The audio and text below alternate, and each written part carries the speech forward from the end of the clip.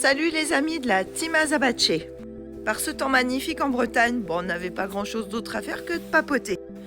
On t'a déjà parlé de l'échelle du temps chez le cheval. Alors bon, je m'adresse pas à toi qui les connais par cœur, toi qui as tes chevaux à la maison, toi qui as passé l'étape du centre équestre depuis fort longtemps.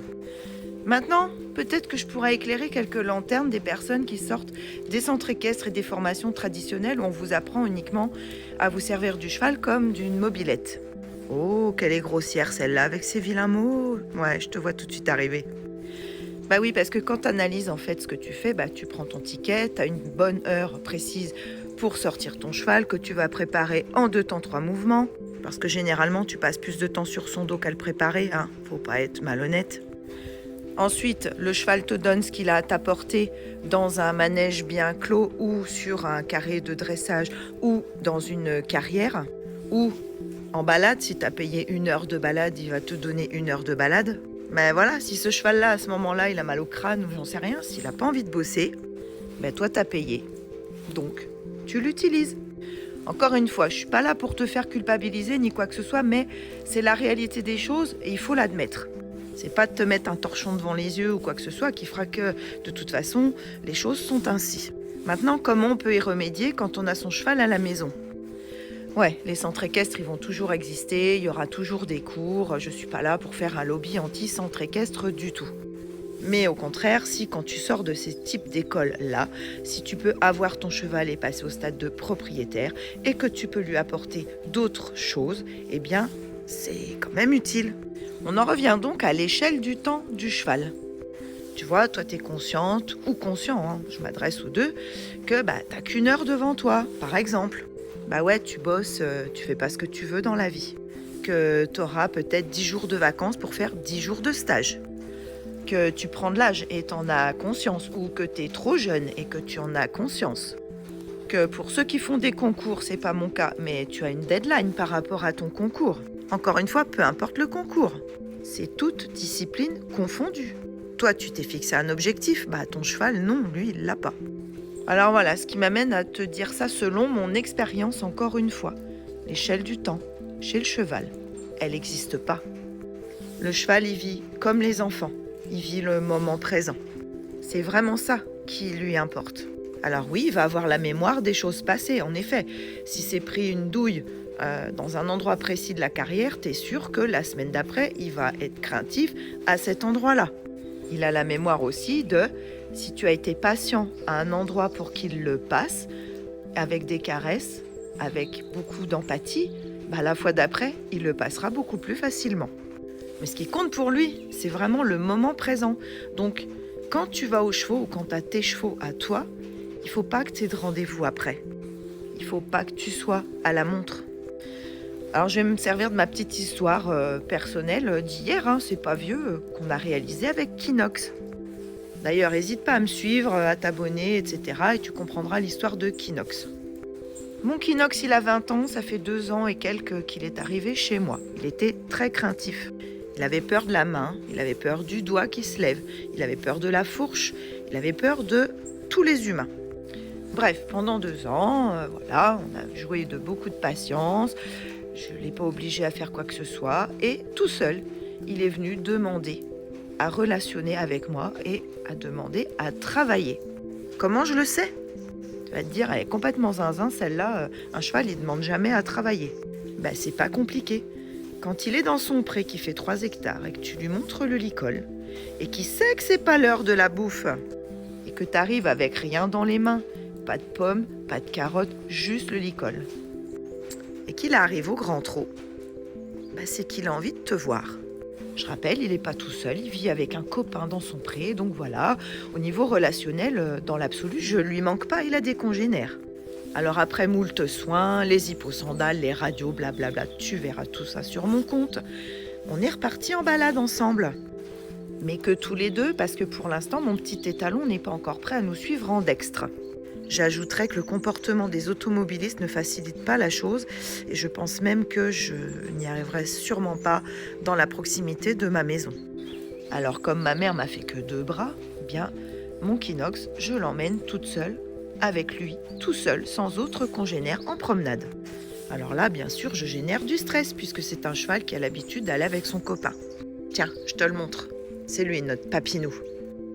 Là, clairement, il est en train de me dire « Hé, tu me gonfles à rester dans cet espace, hein. Moi, je veux traverser, puis je vais aller dans mes 3 hectares.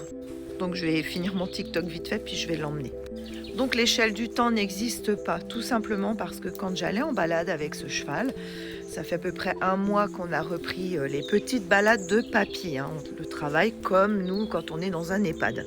Fatalement, c'était pas confortable pour lui. Hein. Il est tout seul, donc les premières balades, il a beaucoup henni, c'est-à-dire qu'il appelait son copain. Il se demandait ce qu'il foutait là tout seul. Et là, j'aime autant te dire que j'avais pas intérêt à avoir un rendez-vous après parce que je n'aurais fait que stresser mon cheval. Je lui ai donc consacré toute mon après-midi, éventuellement ma soirée.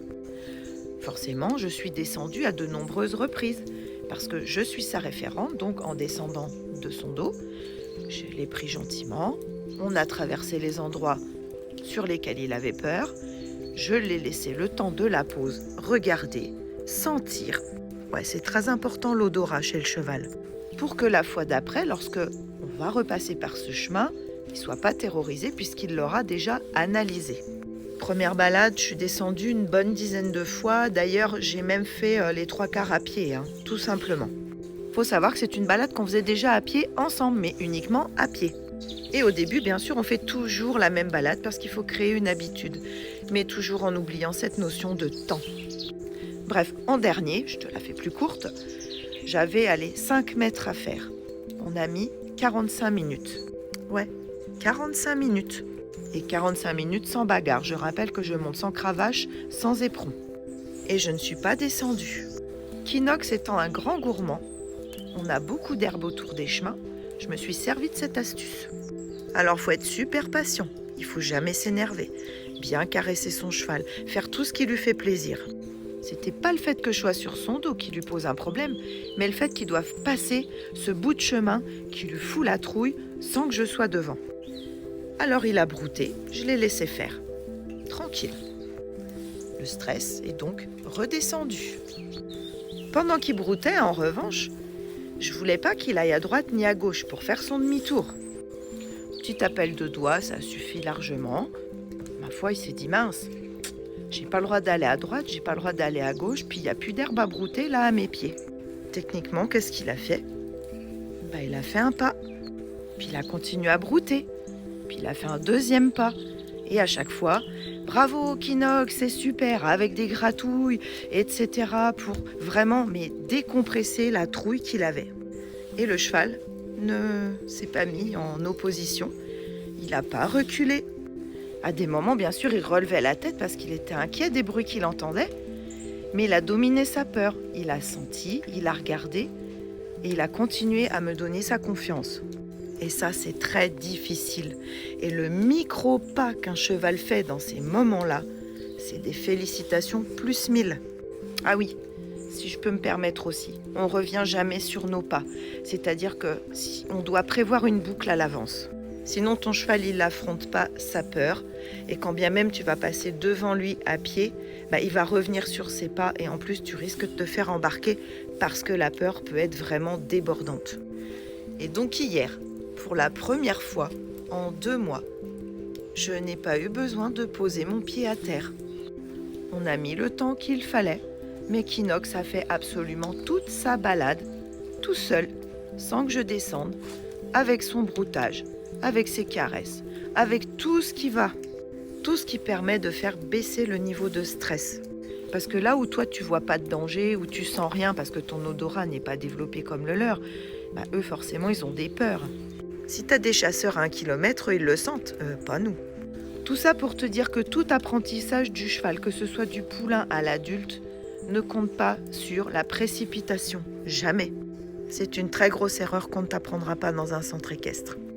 Les seuls quasi-moments où la montre est utile avec les chevaux, c'est quand c'est l'heure de la bouffe, c'est comme avec les ados.